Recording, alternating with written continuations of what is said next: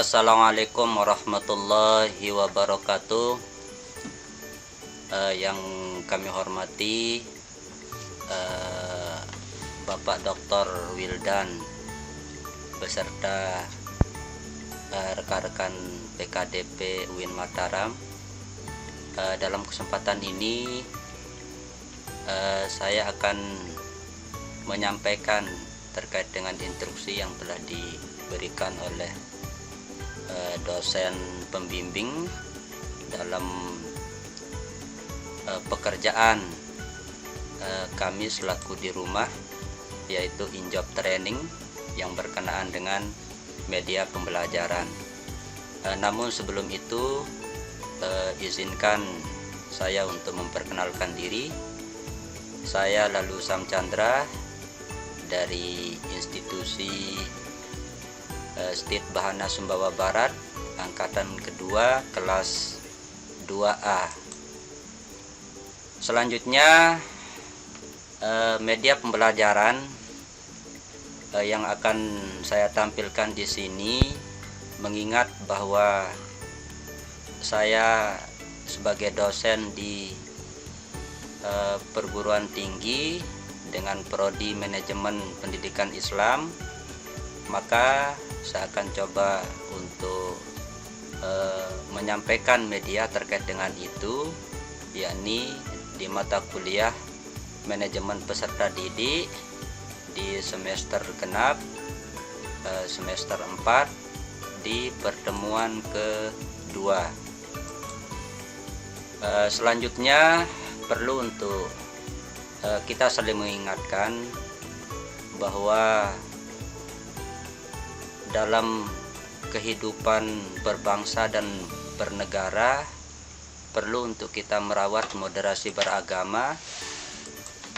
Di antaranya kita menjaga kemaslahatan umum, bertoleransi, anti kekerasan, dan kemanusiaan.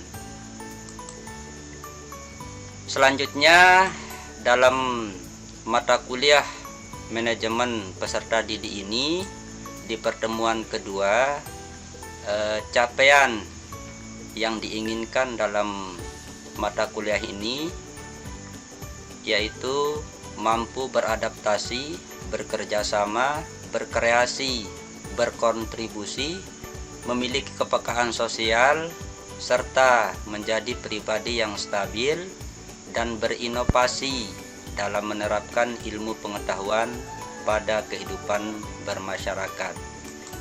Adapun indikator dalam mata kuliah ini yaitu supaya mahasiswa mampu menjelaskan definisi, tujuan, dan ruang lingkup kajian manajemen peserta didik, serta mampu memahami pentingnya manajemen peserta didik.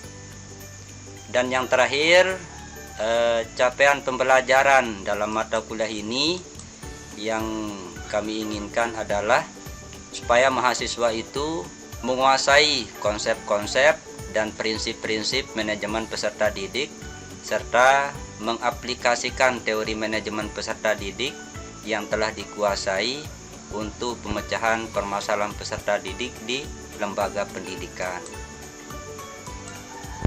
Selanjutnya, sebagai acuan dalam mata kuliah manajemen pendidikan Islam ini, di mata kuliah manajemen peserta didik, yang perlu untuk kita sama-sama pahami sebagai dasar awal untuk kita mengkaji terlalu jauh berkenaan dengan manajemen peserta didik, yaitu definisi daripada manajemen itu sendiri. Berangkat dari sebuah pernyataan bahwa manajemen itu adalah suatu makna atau konsep di balik praktik-praktik manajemen dalam berbagai konteks. Jadi manajemen diartikan sebagai proses merencanakan, mengorganisasi, mengarahkan, dan mengendalikan sumber daya untuk mencapai hasil yang diinginkan. Selanjutnya, akan dipaparkan berkenaan dengan arti atau definisi daripada manajemen peserta didik. Tadi sudah sama-sama kita dengarkan penyampaian atau arti daripada manajemen itu sendiri. Selanjutnya akan coba kami sampaikan arti daripada manajemen peserta didik, yaitu konsep yang melibatkan perencanaan, pengorganisasian, pelaksanaan, dan pengendalian berbagai aspek yang berkaitan dengan pembinaan dan pengelolaan peserta didik di dalam lingkungan pendidikan. Dalam kesempatan ini juga, manajemen peserta didik menurut beberapa ahli, yang pertama yang dikemukakan oleh Sergio Panni dan Starrett tahun 1983, yaitu manajemen peserta didik adalah upaya untuk merancang, mengimplementasikan, dan mengontrol suatu proses pendidikan yang bertujuan untuk membantu peserta didik berkembang secara optimal. Yang kedua yang dikemukakan oleh Agus Suprijono tahun 2009,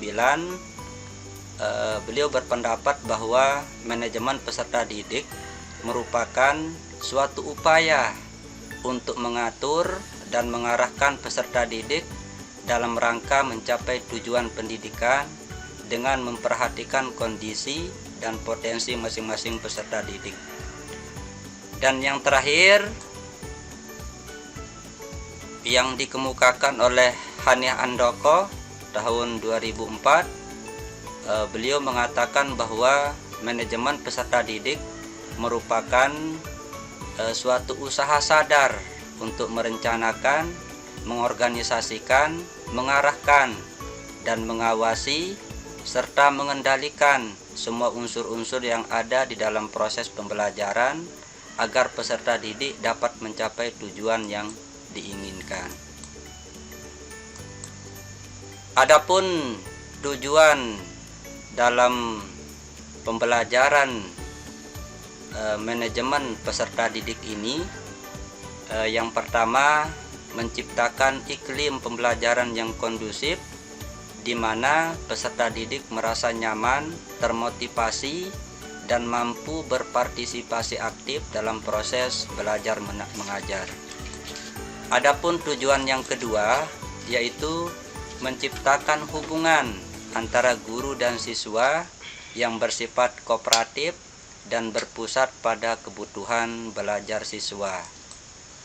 Dan yang ketiga, memastikan bahwa lingkungan sekolah memberikan dukungan dan peluang bagi perkembangan fisik, intelektual, sosial, dan emosional siswa. Dan tujuan yang terakhir yaitu menciptakan suasana di mana peserta didik dapat merasa aman, dihargai, dan didukung dalam mencapai potensi terbaik mereka. Dan yang terakhir, ruang lingkup kajian daripada manajemen peserta didik ini, yang pertama pengelolaan kelas, dan yang kedua pembimbingan dan konseling. Jadi para siswa itu diarahkan atau diberikan dorongan atau bimbingan untuk mampu mengembangkan dirinya sesuai dengan kebutuhan di masa depan. Dan yang ketiga, pengukuran dan evaluasi prestasi.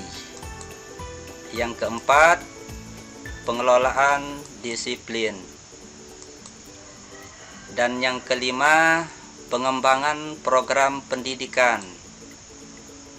Mungkin ini saja yang bisa kami sampaikan dalam media pembelajaran yang sudah kami buat, dan ini nanti akan kami gunakan sewaktu mengajar di perkuliahan. Kurang dan lebihnya kami mohon maaf. Mohon saran dan bimbingannya. Salam kebersamaan. Wabillahi taufiq wal hidayah. Assalamualaikum warahmatullahi wabarakatuh.